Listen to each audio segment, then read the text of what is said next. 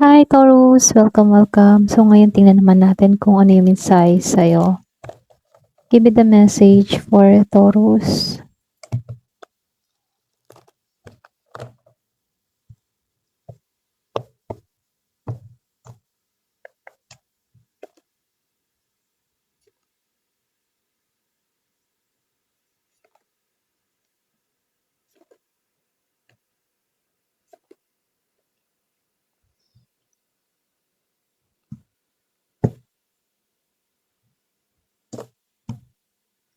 Give me the message for Taurus.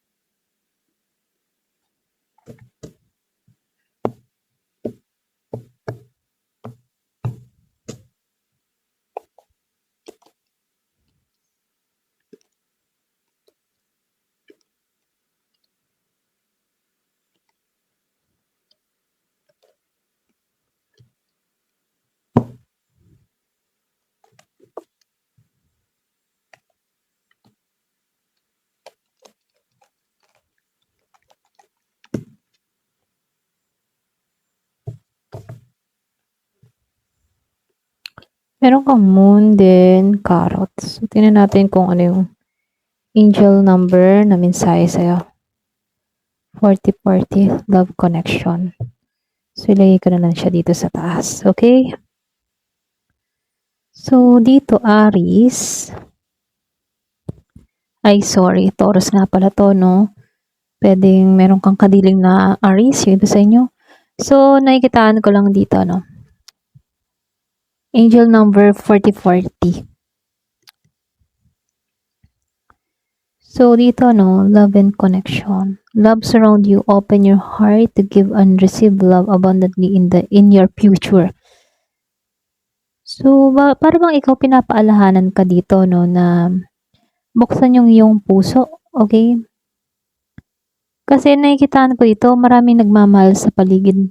Alam mo yun, para bang maraming nagmamahal sa paligid mo, okay? Or maraming tao sumusuporta sa'yo, ganun. Kumbaga, no, marami ka nang natutunan eh. Okay? Or pwede rin ikaw, natututo ka na ditong magbigay or tumanggap ng pagmamahal. Mas maraming magandang connection yung papasok sa buhay mo kapag natuto kang magbigay, okay? At tumanggap. Hindi yung kailangan ikaw lang yung bigay ng bigay. Dapat balance yon. Merong give and take. Ayan. So, kapag natutunan mo yon, diyan napapasok yung tamang connection sa buhay mo kasi alam mo na kung paano protektahan yung sarili mo. Okay? So, lumabas ulit itong love dito sa card na to. Love. Kumbaga dito, no, lumabas din itong connection. Ayan. Malakas yung love, connection, or pwede rin to. Meron dating. Kumbaga dito, no, malakas kasi yung energy dito ng pag-ibig kasi dito sa 4040, sa angel number 4040, love agad yung lumabas and connection, ano, then lumabas din itong sa card na to yung love. So, malakas talaga yung energy ng pag-ibig. Maaring meron kang bagong makikilala or pwede rin meron ditong malalim na kasalukuyang relasyon ka ngayon, ano.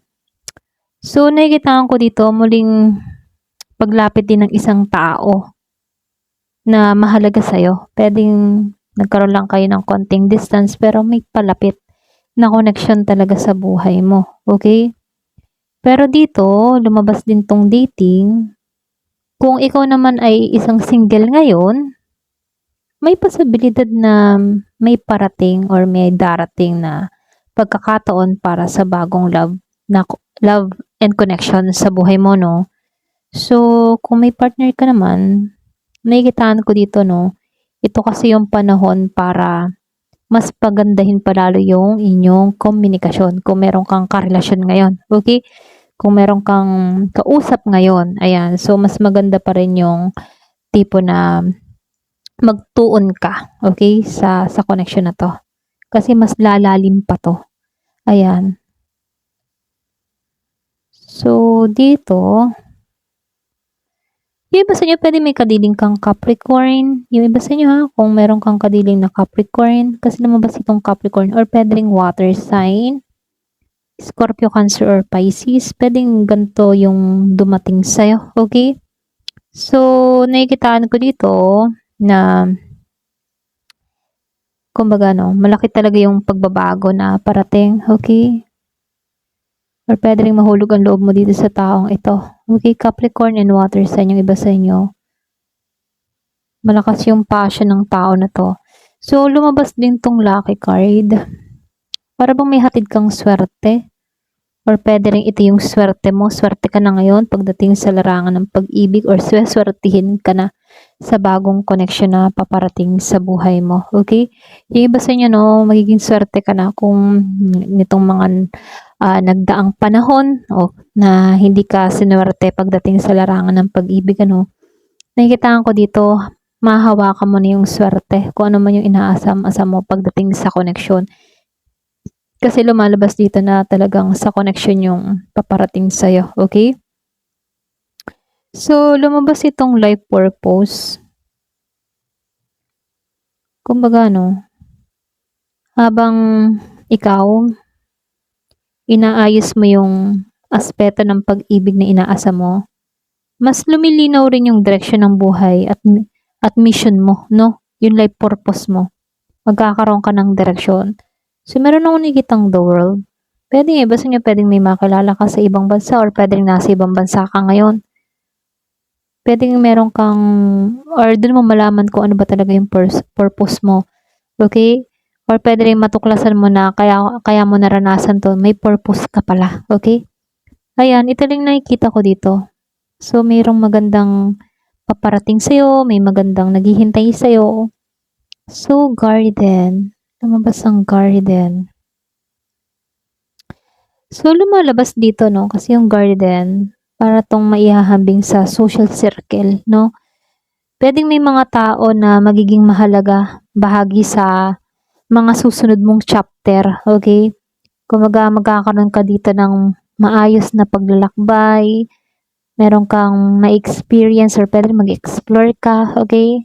Para bang marami kang mararanasan dito na masasaya, makukulay, ayan, matatag, ganon. So, dito, lumabas itong crown, cobweb. Honor and respect will come to you. Pakaramdam ko dito, no, makakamtam mo yung respeto, okay? Or darating ka din sa point na ire-respeto ka, okay? Para bang may pagkilala or pwedeng i-honor ka na ito yung gusto mo mangyari, okay? Para bang igagalang ka. Ito yung matagal mo nang hinihintay eh, yung respeto ka ng tao or iba yung tingin sa'yo, ganun. Pero ganun pa man, dahil lumabas itong cobweb, yan.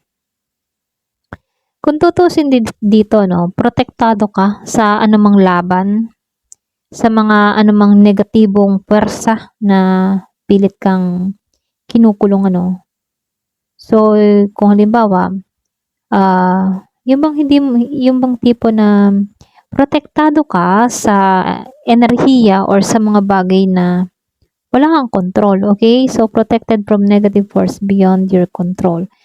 Kumbaga, iniingatan ka sa madaling salita. May guidance, meron kang guide, okay? Pwedeng merong nag-iingat sa'yo, gabay mo, ganun, okay? Protektado ka. So, fair man. Dealing or relationship with a man with blonde, gray, or white hair. Posible yung iba sa inyo magkaroon ka ng mahalagang ugnayan or pag-uusap sa isang lalaking pwedeng may kulay ang buhok or pwedeng gray ang buhok niya o puti, ganun. Yung may mga ganitong katangian, okay? Pwedeng foreigner to. Yung iba sa inyo, pwede makilala mo to sa ibang bansa or may makakausap ka sa ibang bansa, ganon, okay, online, dating site, mga ganyan, pwedeng meron kang makausap. May importante to sa buhay mo. Ayan, ito lang yung mensahe, no? Yan yung isang clue. So, lumabas ang dog close up. Pleasure with a close friend. Kumbaga, ikaw, makakaranas ka dito ng saya. Ayan. Para bang makakaranas ka dito na susuportahan ka mula sa isang taong tunay mong kaibigan at may masaya ka dito. Okay? So, dito, no, dolphin. Financial gain usually coming from something you did in the past. So, meron kang financial gain na maaaring magbunga, okay? Pwedeng ginawa mo to sa nakaraan or pinagsikapan mo noon. So, magbubunga na to. Kung ano man yung mga pinaghirapan mo or pinagsikapan mo noon, ano, magbubunga na to. Okay? So, lumabas ang claw. May claw. Be careful, do not take risks. So, konti lang din tong babala, no? Mag-ingat ka. Yan, huwag kang maging padalos-dalos sa mga desisyon. Huwag basta sumugal kung hindi ka sigurado, no? Pinag-iingat ka lang dito. Ayan. So, dito, moon. May malaking pagbabago sa buhay mo na pwedeng magbukas ng panibagong yugto sa'yo. Change in your life. Magpapabago ng buhay mo. Okay?